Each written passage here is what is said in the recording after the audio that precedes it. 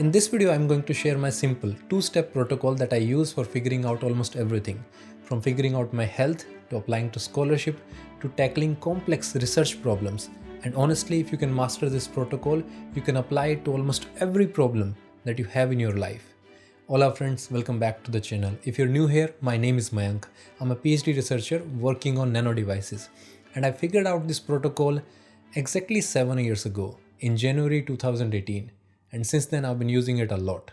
So here it goes. The first step of protocol is quite simple. So you have a problem and then you start categorizing it, whether it is a knowledge-based problem or an execution-based problem. And based on each of the category, the second step is different. So let's understand what do I mean by that. So a knowledge-based problem is the one where you lack the basic knowledge required to finish the task. For example, you have the best grades in your class, but if you don't know about the scholarship that exists out there, or how do you apply for those scholarships, then here the lack of knowledge is the barrier between you and the completion of task. An execution-based problem is the one where you have the prior knowledge, but the execution is lacking, the action is missing. For example, let's say my room is messy. I know how to clean a room, right? But the action is missing. Here the action is the barrier between the problem and the task, completion of task. In order to understand the first step of our protocol, we should apply it to a real world problem, right? So let's take an example. Let me ask you a question. What do you think staying healthy is? Is it a knowledge-based problem or an execution-based problem? If you can figure out that, I have another question. What do you think being an Olympic level athlete is? Is that also a knowledge-based problem or an execution-based problem? Pause the video, think about it. Okay, let me make your life easy. What do you think how many people on planet or what percentage of people on planet understand these 5 things? You should run 2 kilometers a day.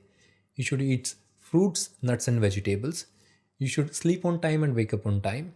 You should not drink and you should not smoke.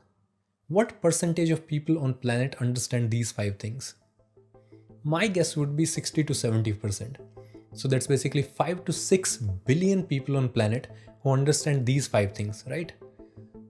But how many of those out of that are actually healthy? You see the point?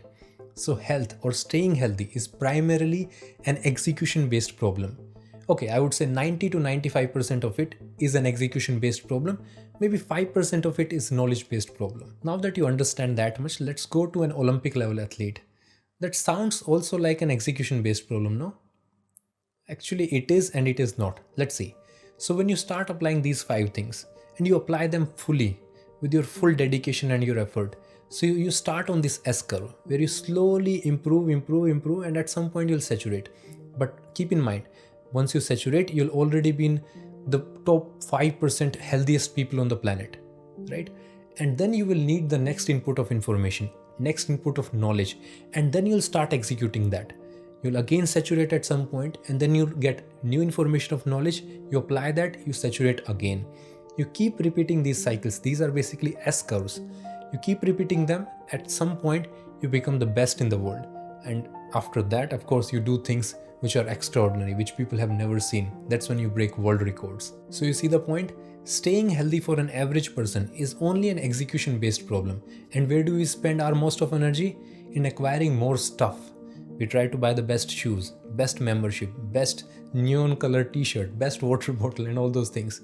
But that is not required because staying healthy is primarily an execution-based problem. Now that you have characterized the problem into one of the 2 categories, whether it is a knowledge-based problem or an execution-based problem, let's go to step number 2. So let's say if it is a knowledge-based problem, how do you tackle it then? So if it is a knowledge-based problem, your life is quite easy actually.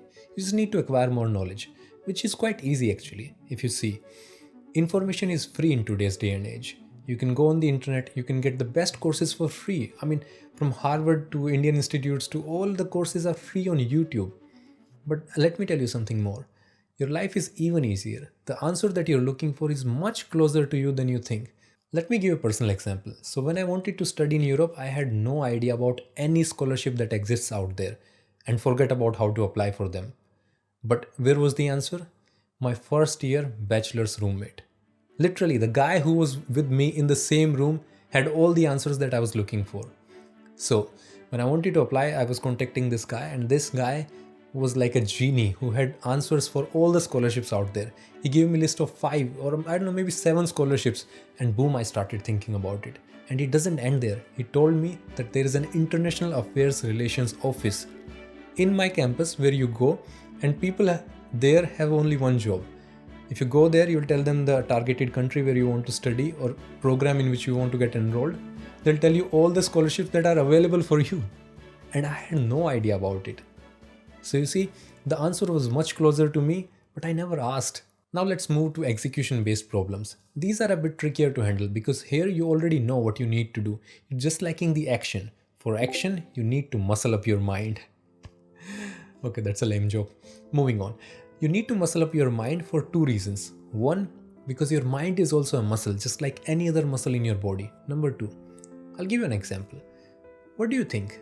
When an athlete trains in the gym, and they use a muscle, of course, and then they use the same muscle group in the field, do you think the muscle can differentiate between the strain which was put in the gym and strain which is being put in the field?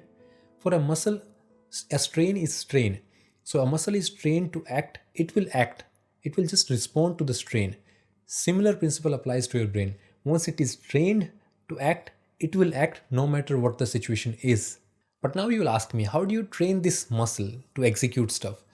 Well, I can give you my example, what I did recently. So during summer, I was in Zurich, and there I came across an idea from Noah Kagan. He says that in order to train this ask muscle, you need to ask for things. So he says that whenever you buy coffee, ask for a 10% discount with a poker face. I was like, okay, let's try. But I don't drink coffee, so after a few days I was visiting a bookstore. So I bought a book. I clearly remember it was a book from Nassim Taleb. It was called Fooled by Randomness. And then I bought a pen as well.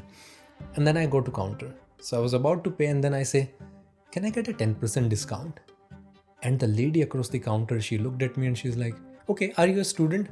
I'm like, yes. Do you have the card?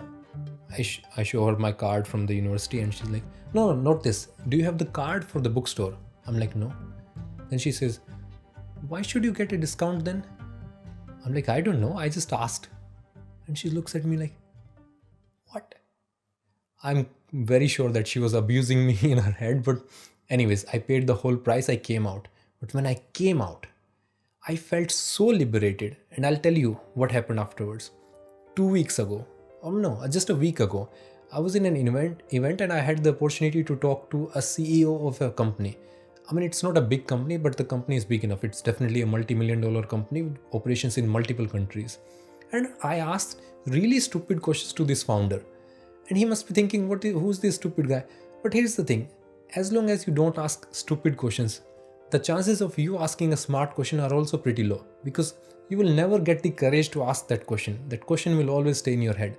So you see, what I did in Zurich translated into me asking some random stupid question, okay, but someday this question will be smart and to the right person. So when it comes to execution-based problems, there is no one-size-fits-all kind of solution.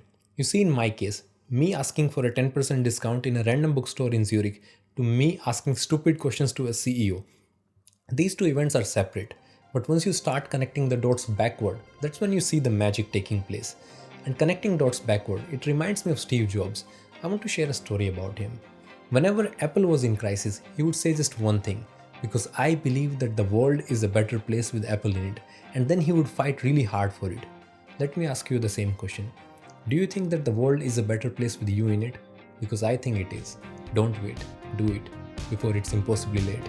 Have a good one, guys. See you on the next one, and Happy New Year.